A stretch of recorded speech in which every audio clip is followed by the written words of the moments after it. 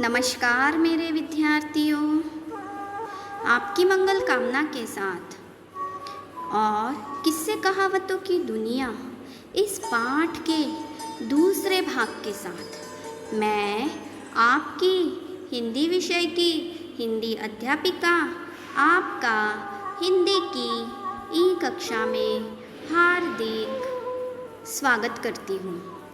विद्यार्थियों, आज हम कक्षा चौथी में विषय हिंदी में पाठ्य पुस्तक भाषा माधुरी से किस्से कहावतों की दुनिया इस पाठ का दूसरा भाग अध्ययन करने वाले हैं।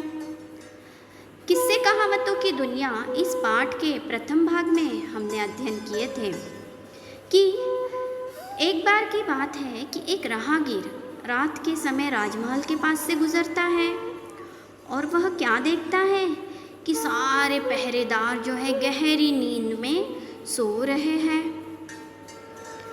उसके मन में उत्सुकता जगी कि महल कैसा होता है। अब डरते डरते वह महल में भी घुस गया।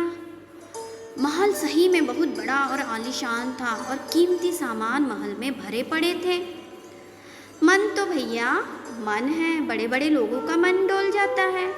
फिर तो यह साधारण आदमी था, सो इसका भी मन डोल गया।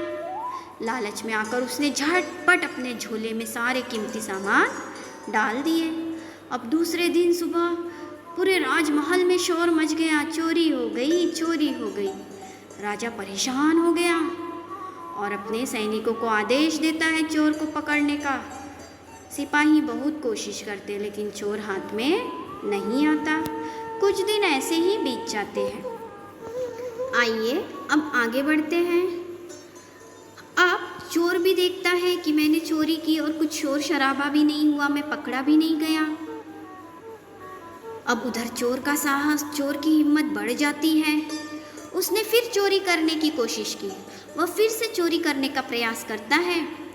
वह फिर चोरी करने में कामयाब हो जाता है, मतलब सफल हो गया।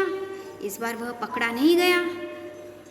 लेकिन जब दूसरी बार राजमहल में चोरी हुई तो राजा बहुत बिगड़े और उन्होंने अपनी जनता, अपने सिपाहियों, कोतवाल को आदेश दिया कि वह जो कोई भी चोर है उसे मेरे सामने जिंदा या मुर्दा पकड़कर उपस्थित करो, उसे मेरे सामने हाजिर करो। अब नगर का कोतवाल तो बहुत परेशान हो गया। अब तो चोर जिंदा या मुर्दा कैसे भी हो पकड़ के राजा के सामने पेश करना है। अब चोर को इधर तो जैसे चस्का लग गया हो। पहली बार भी चोरी की तो बच गया, दूसरी बार भी चोरी की तो बच गया, कोई शोर भी नहीं हुआ।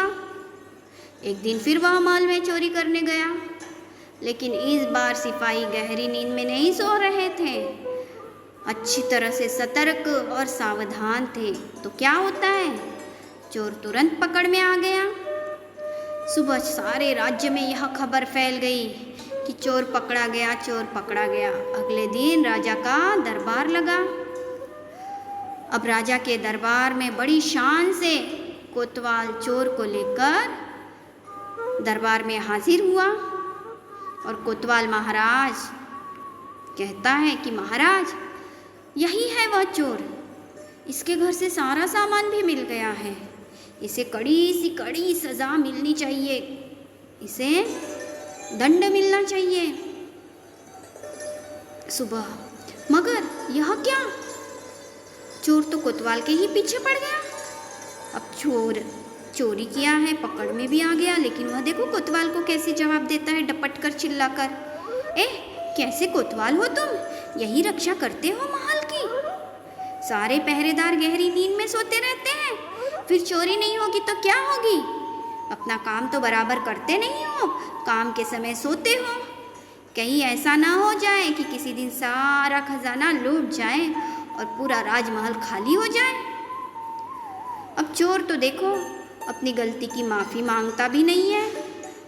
इसके विपरीत माफ़ी मांगने के बजाय कोतवाल पर चिल्लाता है, तुम अपना काम ईमानदारी से नहीं करते हो। मैंने तो सबको यह बताने के लिए चोरी का नाटक किया था। कहता है, देखो क्या कहता है कि मैं आप लोगों के काम के बारे में सबको बताना चाहता था कि आप लोग अपना काम ईमानदारी से नहीं करते, इसलिए मैंने चोरी करने का नाटक किया था। सबकी समझ में आ गया है कि चोर झूठ बोल रहा है। अब वहीं के वहीं सारे लोग कहने लगते, वाह देखो, उल्टा चोर कोतवाल को डांटे। और इसी से यह कहावत बनी, इस किस्से से। विद्यार्थियों, मुझे आशा है कि किस्से कहावतों की दुनिया का दूसरा भाग आपको अवश्य समझ में आया। और इस कहावत जैसे उल्टा चोर कोतवाल को डांटे, यह कहावत भी आपको समझ में आ गई किस तरह से बनी। तो अब जल्दी से अपनी कॉपी और पेन लेकर आइए। हाँ, गृहपाठ। प्रश्न ख, चोर को तो जैसे चस्का लग गया था। चोर को क्या करने का चस्का लग गया था? चोर को चोरी करने का चस्का लग गया था। चोरी को अंडरलाइन करना है। चोर कैसे पकड़ा गया? इस बार पहरेदार सावधान थे, सो तुरंत चोर पकड़ में आ गया। अंत में चोर ने पकड़े जाने पर क्या कहा? अंत में चोर ने पकड़े जाने पर यही कहा कि मैं तो चोरी करने का नाटक कर रहा था। आपके महल के सिपाही काम के समय सोते हैं।